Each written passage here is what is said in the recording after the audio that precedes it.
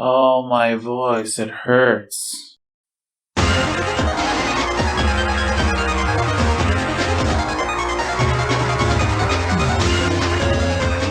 The only way to explore more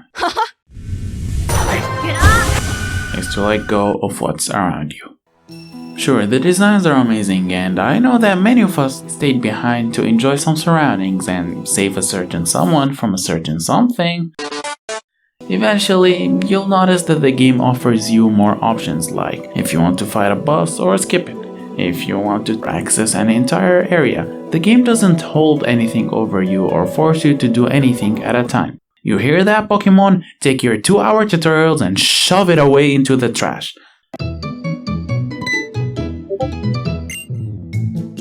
Excuse me? I've been catching Pokemon before you were even coded.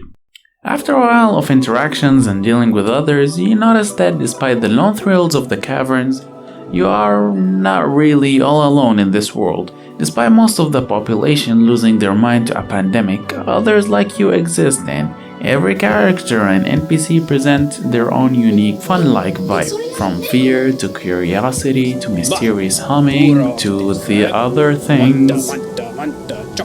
Seclusion is when you let go of what you already gained in order to discover and seek more, and these are where connections come in.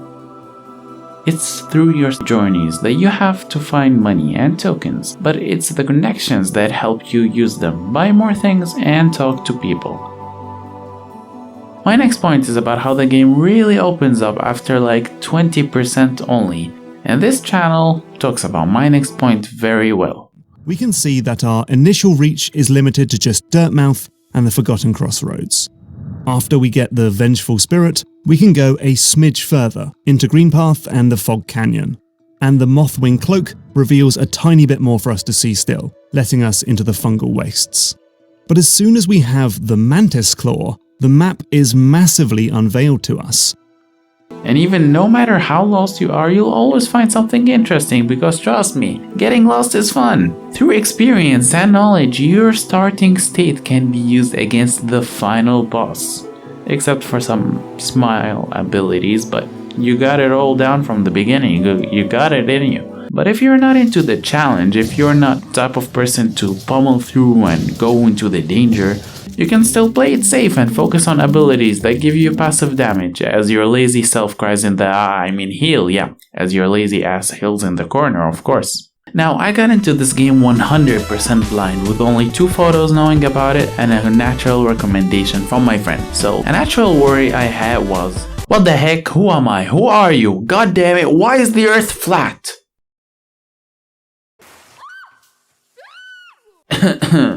One actual worry I have from the beginning was the difficulty curve, but as I explained earlier, this is something you can take in your own way, in your own pace. Seclusion leads you to the boss, you see the boss, you learn the boss, you kill the boss, and now you have a reward. For me, since I entered this game blindly, I thought this was an actual boss battle, and I was scared of that guy. Silly me. It's okay. He's okay. Now I'm scared of this guy instead.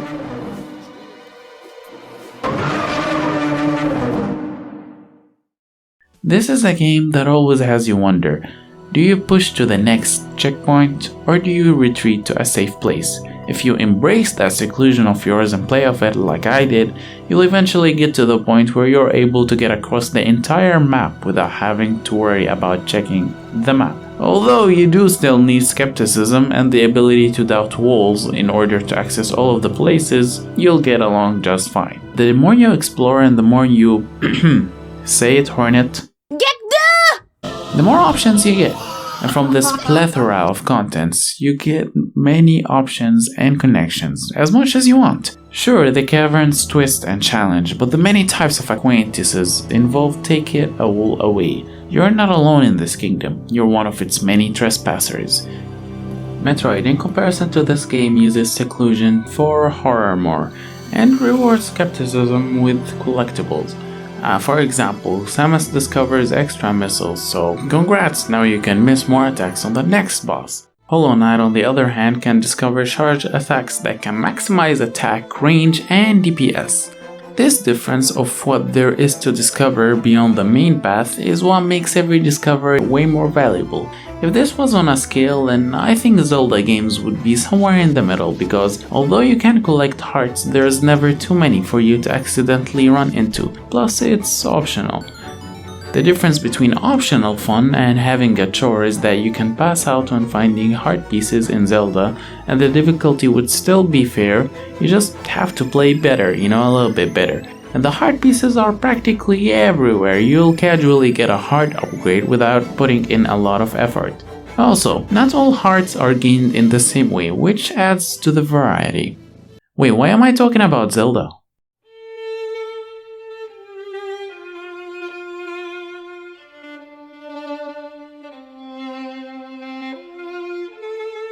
If you want more content like this, then subscribe to let YouTube know and smash that like button if you think this video has accomplished any of these goals. And fellow Hollow Knight fans, I'm curious, what was your favorite discovery or moments in the game? Mine was Ayla and seeing how she reacts and progresses with the infection over time. I still refuse to kill her. It's a pretty sad story, honestly. That's all from me for today, and I'll see ya.